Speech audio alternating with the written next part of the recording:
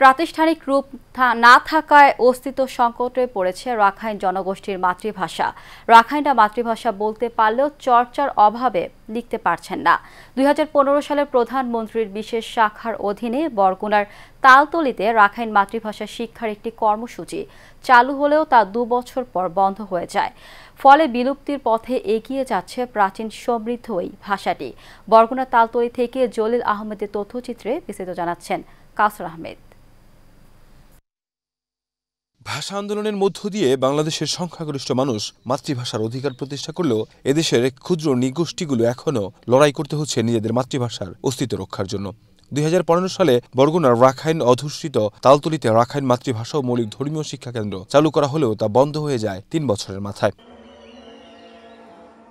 এতে মুখ থুবড়ে পড়ে রাখাইন মাতৃভাষা শিক্ষা কার্যক্রম। পুনরায় এই ভাষা শিক্ষা কেন্দ্র চালু করার জন্য সরকারের কাছে দাবি জানিয়েছে রাখাইনরা। তারা আমাদেরকে ক্লাস 3-4 পর্যন্ত শিক্ষাদান করেছেন। হ্যাঁ, এখন তো সেই ধরনের ভাষা জানার লোকও নাই। শিক্ষা জাতির মেরুদণ্ড, কিন্তু ভেরি ইম্পর্টেন্ট আমাদের মাতৃভাষা রাখাইন। যদিও আমাদের মাতৃভাষা আন্তর্জাতিকভাবে বাংলা ভাষা, কিন্তু আমরা রাখাইন, যেহেতু রাখাইন সমাজের জন্ম হয়েছি, রাখাইনটাই আমাদের প্রথম ভাষা। প্রত্যেক মানুষই মাতৃভাষা শেখা উচিত। বলতে গেলে আমাদের রাখাইন ভাষাটা বিলুপ্ত।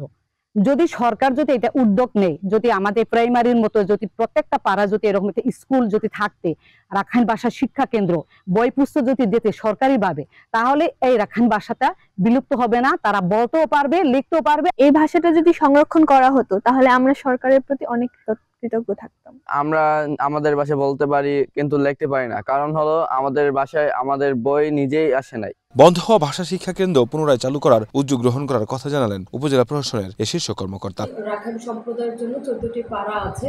আমরা বিভিন্ন সময় তাদের সাথে আমাদের মেশার সুযোগ হয়েছে এবং তাদের একটি প্রাণের দাবি আছে যে তারা প্রতি পাড়ায় তাদের এই বিলীন হয়ে যাওয়া রাখাইন ভাষা তারা শিখতে চায়। মাতৃভাষা আবার ধর্মশিক্ষা আমি পড়াইতে চাই, কিন্তু সরকার থেকে কোনো অনুদান পাই না। সামাজিক, অর্থনৈতিক, শিক্ষা, জনবল ও সংস্কৃতিতে দিন দিন পিছিয়ে পড়ছে রাখাইনরা। তাদের রাষ্ট্রীয়ভাবে উদ্যোগ গ্রহণ না করলে একসময় হারিয়ে যাবে তাদের মাতৃভাষা। তাই এখনই সরকারের পদক্ষেপ নেওয়ার অনুরোধ জানিয়েছেন সংশ্লিষ্ট রাখাইনরা। কাউসার আহমেদ, এশিয়ান টেলিভিশন।